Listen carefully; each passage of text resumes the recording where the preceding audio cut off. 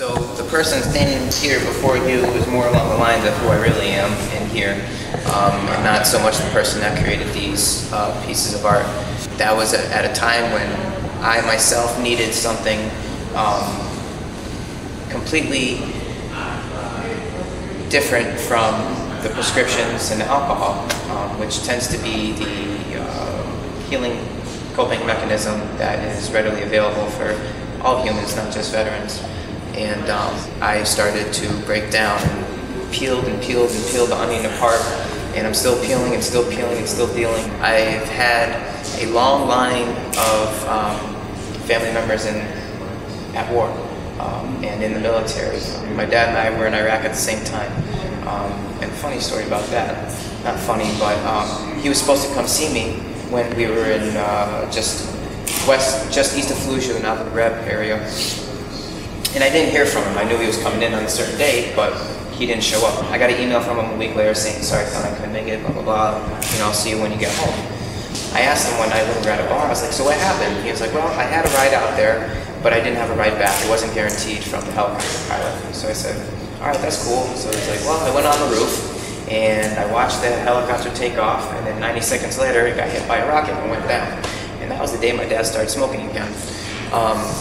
So my father has always been, I'm not to say there's anything wrong with it, but very conservative, and he was born and raised military. And I think that it wasn't until that point that him and I really bonded, because he saw what the war was doing. And it wasn't just being in the military and hoorah this and being a patriot and all that, but the mental wounds and the spiritual wounds are far deeper than anyone really knows. I've been very angry, I've been very violent towards myself and towards other things. And I was an infantryman with 3rd Battalion 8th Marines. I went to Iraq twice. I went to Haiti for 4 months. I was an alcoholic. I was a drug addict. I had a lot of prescription pills, and I'm completely sober. I'm clean. I'm dry. I don't smoke. I don't chew tobacco no more. And it's been a fucking hard road. In order to be a human, you have to heal those wounds. And by being creative, by making paper, or artwork, or writing poetry, you can do that. Meeting Lavella Kalika, who is the founder of the Warrior Writers Project, that was like bell number 2. It was just like dong right on top of the head. So I started writing my poetry. We had an installation at the Firehouse Gallery in Burlington, Vermont. And that's actually how I met my wife. We just procreated. Is that the word? Yes. We had a baby 6 months ago. That's what's scary too, is when all my shit kicks in and he's around, because it sucks. It's like, you know,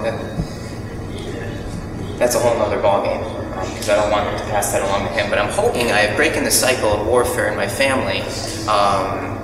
And I'm pretty sure that I have, and he is the new breed. He is the enlightened being that I can never be. When I was still in, after cutting my wrist and going through a lot of stuff, I decided that I really needed something else. So I isolated myself from the people, and I was still drinking pretty heavily, but I would go to the beach drunk, and I'd spend my time with the water. And I was sitting on the beach one day, and I had my rolled up cigarette and I had my pumpkin spice coffee, which was part of my ritual, and then all of a sudden I started hearing something in my head. So I was just like, oh, what's that? And it was a poem. And it was the most cheesy like poem. It was just like da da da da da da da da da da da da da da. And I have it, and I'll read it if you guys want to hear it. But I told some of my friends, like, look, I just wrote a poem, you want to hear it? And they're like, yeah, read it. I actually was very surprised, because their reaction was just like, wow, that's cool. You know, I got made fun of all the time when we were overseas because I kept a journal of my daily events. It's like, oh, Turner's writing in his diary again, you know? It's like, come on, man. You know? Yeah, I wrote my diary and it was good, and I'm happy that I did. Expressing myself with paper, with poetry, has been a lifesaver. I know it's saved many lives. Like, this show is unbelievable, and for everyone who put their hearts into it, like, I'm blown away. The people that have come through and seen it and interacted with it, you are touching the war from our perspective, which is what needs to happen.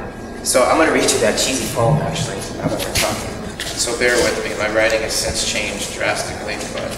Okay, so this is it. This is called The Beginning of a Lifetime of Poetry.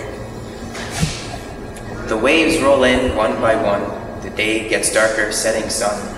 My spirit is haunted by pastimes had, not talking of the good, only the bad. The demons inside, they hide in my bed, they wait till I sleep and come to my head. deeper and deeper. They crawl through my skin, attacking my soul. The end will begin. But this isn't the time, not now, not yet. I will play this hand and win the bet. So. Nice.